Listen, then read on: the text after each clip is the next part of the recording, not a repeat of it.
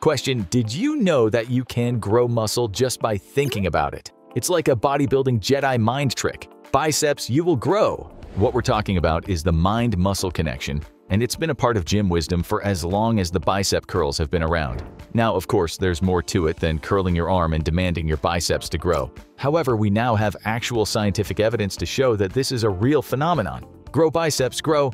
But wait a minute, did you just smoke a joint? Now we might have a problem, or will we? Is smoking weed going to eliminate this Jedi trick, or could it even make it stronger? Before you decide to smoke and hit the gym, you should be aware of how weed changes your physiological systems and how it could impact your training and adaptations. This video will shed light on the effects of weed on the mind-muscle connection when building muscle. Let's get into it. Bodybuilding is by far the most popular style of strength training you'll find. And this makes sense. Losing weight, building muscle, and getting shredded are a few of the main reasons people go to the gym in the first place. The primary goal of bodybuilding is to build bigger muscles and create a more muscular-looking body. To get this done, bodybuilders have a whole specialized regime they follow, along with a collection of tips and tricks. One of these tricks is something known as the mind-muscle connection. As mentioned above, the mind-muscle connection refers to focusing on a specific muscle while training to increase its activation. If you think about this, it makes sense. We're sure you have banged out a double bicep pose before, right? Did your muscles flex? Did your arms become tired even though you weren't lifting anything? You can also try right now with your quadricep. Stick your leg out and flex your quad. That's basically the mind-muscle connection. As we mentioned in the beginning of the video, this isn't just gym lore. Rather, there have been actual scientific studies to demonstrate that this actually happens. For example, in 2016, a review of literature provided considerable evidence that demonstrated lifters were able to increase muscle activation during various exercises. For example, during the bench press, lifters were able to increase muscle activity in the pectorals by 22%. When using loads equal to 50% of 1 rep max. 50% of your 1 rep max is 50% of the maximum amount of weight you can lift one time. So let's pretend your max for the bench press is 200 pounds. This means that 50% of your 1 rep max is 100 pounds. Now, this load is relatively light, which will be important in just a second. Now, this increase in activation does seem to decrease when using heavier loads, specifically 80% of their 1 rep max. This is likely due to the heavier loads already requiring more muscle activation. When using lighter loads, your body doesn't need to activate so much muscle to lift the load, leaving greater room for an increase. Regardless, it's still increased by 13%. That's 13% more muscle activation merely by thinking about it. It's like unlocking free potential for more muscle growth. And this is just one paper that shows the amazing connection that occurs between the muscles and the brain. As a whole, this system is known as your neuromuscular system. When required, your brain sends signals through neurons known as motor neurons. The signal runs down to the intended muscle and bam, you have a contraction. This is an amazing system comprising numerous complex structures and processes. And when it works amazing. Unfortunately, this isn't always the case. If there is any sort of misfire or miscommunication that occurs as the signal travels from the brain to the muscle will not respond properly. And in fact, this is seen in several neurological diseases. Parkinson's, Tourette syndrome, and cerebral palsy are just a few conditions that can affect the way your muscles move. And this is where the use of marijuana comes into play. The legalization of marijuana has been sweeping across America, with almost half the states legalizing marijuana for recreational use. As so many people use marijuana, it's inevitable that many of them go to the gym. Some are even smoking before they go to the gym as they believe it helps their training. After smoking, a person will experience what's known as a high. Upon inhalation, psychoactive properties in marijuana, known as THC, travel up into the brain and interact with your endocannabinoid system. The endocannabinoid system is a huge, complex system that is responsible for an array of functions including neurotransmitters and receptors. These receptors are found throughout the central nervous system, providing a role in both physiological and cognitive processes, including pain, mood, and appetite. Upon activation, a person will usually report a sense of euphoria and sedation. However, the endocannabinoid system also plays a role in neural functions, including control of movement and body coordination. That could be a problem. Most people associate smoking weed with feeling relaxed, spacey, and maybe even a little lazy. None of these sound particularly beneficial to pumping iron, but we'll need to look at more information before making a solid judgment. As of today, there have been no specific studies that have looked at the use of marijuana and the mind-muscle connection. However, we do have studies on weed and its effect on cognition and focus in general. By learning from this and then comparing with some anecdotal evidence, we should be able to make a pretty good call. One study from 1995 tried to answer this and examined the effect of long-term chronic use of marijuana on users. Keep in mind, these users were not necessarily lifters. What they found is that the chronic buildup of cannabinoids results in short-term and long-term cognitive impairments. They made two different observations. First is that the ability of users to focus their attention and filter out irrelevant information was hindered. Users were unable to ignore irrelevant stimuli, which ultimately decreased their overall cognitive function. What was interesting is that this was directly related to the amount of years they used, but not the frequency. On the other hand, the speed of processing was delayed significantly based on the frequency but not duration, regardless of how long you've been smoking or how much. It's important to realize that this decrease in cognitive function occurred while not intoxicated. In other words, it doesn't matter if you smoke before or after training, your brain is still affected. In 2020, another study had a different strategy. They aimed to look at the acute effect of marijuana use and cognitive function in their natural environment. If you're wondering what natural environment means, the study utilized surveys and cognitive tests that were delivered to the users' mobile phones to complete while smoking marijuana. Ultimately, this means that the users were high when completing the tasks while in a comfortable setting rather than a lab. Still, the researchers found a distinct decrease in cognition ability after smoking weed. This drop in general cognition and brain function tends to be what's seen in the majority of people who smoke. However, other studies have shown that attention span may not be as affected as other cognitive functions. When controlling for other predictors, this study concluded that results suggests that impairments on measures other than sustained attention were more robustly associated with being an adolescent marijuana user.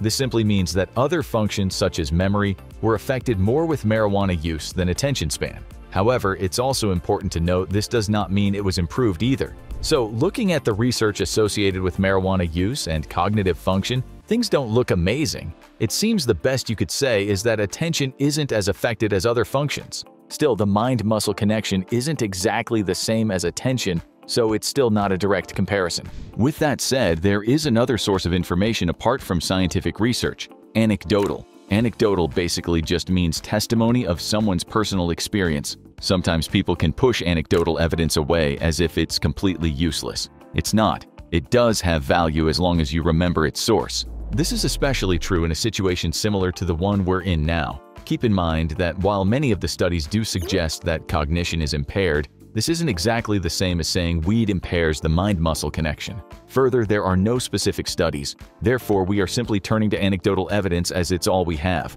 When enough people are saying the same thing, it does merit some amount of consideration. However, when talking about intoxicating substances, there's another factor we need to consider. They're intoxicating. How many people swear they're better drivers after drinking? And you think you're a good dancer after a few drinks. The point is that even though people may really think their training has improved, that's not necessarily true.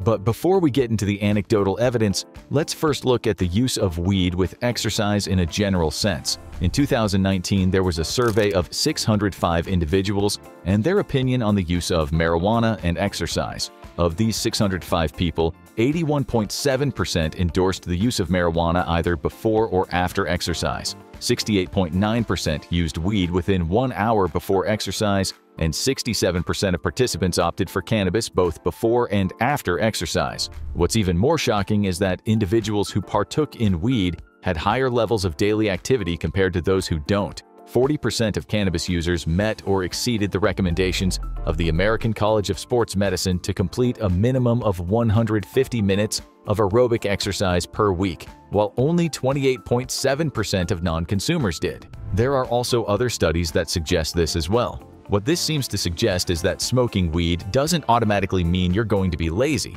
In fact, it seems to suggest that you're going to do more exercise. Now, we don't know whether this shows causation or correlation, but it is interesting to consider, mainly as most people automatically assume people who smoke weed are lazy.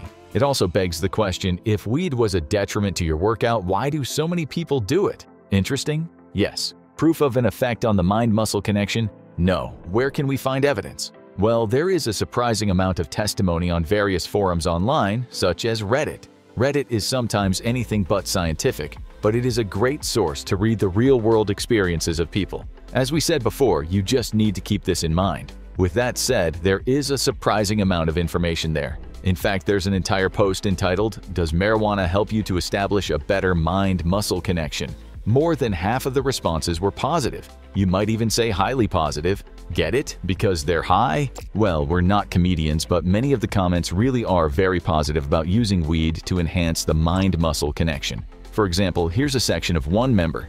"It was intense, I was laser-focused, and my contractions were amazing, especially in areas where I don't normally feel as though I'm working hard enough or stressing. It was great." This type of sentiment can be found throughout the boards along with the same frequency. It's definitely a topic that's spoken about with lifters, as well as something that has been tried, quite a bit actually. Just a few other comments include, "Mind-to-muscle connection is insane, which leads to a better pump. I still lift heavy, but when I'm baked, I love the burning sensation of taking higher rep sets to failure. When I do pull-ups high, I really feel my muscles. Best description I can give is that it feels like my muscle fibers themselves are stretching more or something." In addition to the positive opinions, we did notice one other common idea held by many lifters. This is important as we feel this take on weed and the mind-muscle connection is the most accurate answer. But before we tell you what that is, we wanted to share one more scientific survey done on the use of marijuana and exercise. This piece shocked us when we read it, and so you may further be surprised when you hear this information. In 2022, a scientific survey was conducted with 131 individuals and their use of marijuana and physical activity. Over 60 activities were reported, with hiking, yoga, and aerobic machines being the most frequently reported. So you can find weed being used with a ton of sports and exercise. Still, what's most important is the #1 reason people choose to smoke weed concurrently with exercise. 66% of the people reported that smoking weed helped them to focus and concentrate. The #2 reason at 65% was enhancing mind-body-spirit connection. Now, that's not exactly the same, but it sounds to be pretty close to what we're looking for. Being in tune with your body must be able to help establish that mind-muscle connection. There's even an online fitness workout website with an entire training system built around getting high. On it, they too speak about this mind-spirit connection and how marijuana helps them to get in tune with their own body. Have you ever heard of a runner's high? This is a sense of euphoria and high self-esteem that's commonly reported when people are involved with longer durations of training. At one time, this was just a part of runners' lore. People always reported it, but there had never been any scientific evidence for it. But there is now. Researchers now know that prolonged training increases the levels of a cannabinoid known as endocannabinoid anandamide. Endocannabinoid anandamide acts on your endocannabinoid system and actually produces a high very similar to weed. The point being is that the activation of these receptors is virtually the same when done with exercise or smoking weed, which may suggest that smoking weed brings about these deeper connections. It's where nature and our body systems cross paths. Or maybe that's just trying too hard to make a connection that's not there. We can't say for sure, as this metaphysical aspect of marijuana and the spirit can't be studied, but we must admit it is interesting to identify these similarities found in nature and the human body. We went over a lot of information to think about. Before we make a full analysis on marijuana and the mind-muscle connection, let's put the Jedi trick to the side for a minute and look at weed's other effects on bodybuilding and building muscle. In other words, is it even worth risking? Similar to the mind-muscle connection, it's very difficult to provide a definite answer. While there are studies, results are contradictory and are far from conclusive. However, there's enough to pull together to get a good idea. For those lifters and athletes who partake, a major area that's improved by smoking weed is post-workout and recovery. It's generally reported that smoking weed makes it easy to relax and rest after an intense session. As recovery is crucial for performance, if something allows you to rest better, it makes sense to conclude it's beneficial. One mechanism that may make this possible is the analgesic effect of marijuana. While much of this evidence comes from anecdotal reports, there is some scientific research. For example, in 2021, a group of researchers found evidence that the use of weed might provide some benefit in attenuating muscle damage after a bout of heavy resistance training. One area where marijuana does provide a definite benefit is it stimulates an appetite. Getting a case of the munchies is probably the best known side effect of smoking weed. If you are sitting down all day, this could have a massive effect on your waistline.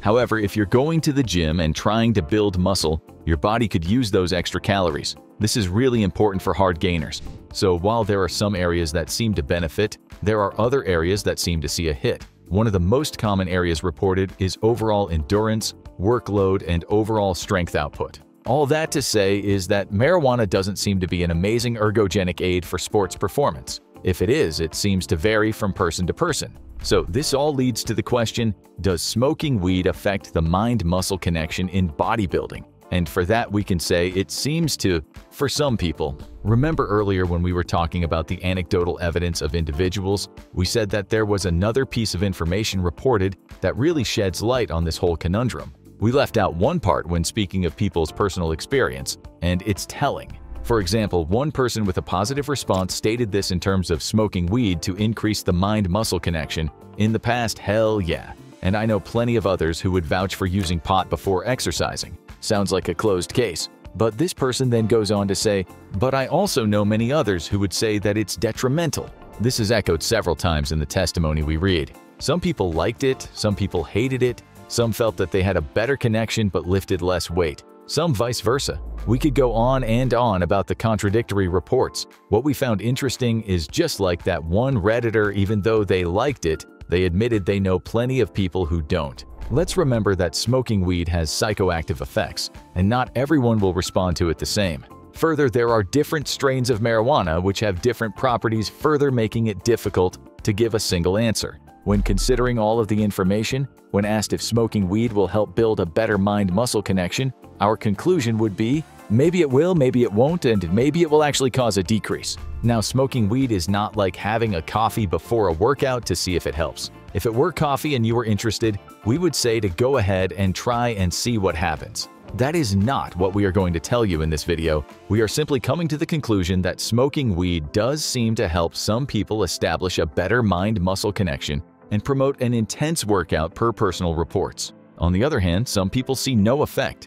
And still, there are others who have a bad reaction to smoking weed before a workout, whether it's an increased heart rate, anxiety, laziness, or lack of endurance. Until there are more studies on this, it will be impossible to give a clear answer, let alone a solid protocol you should follow to try it.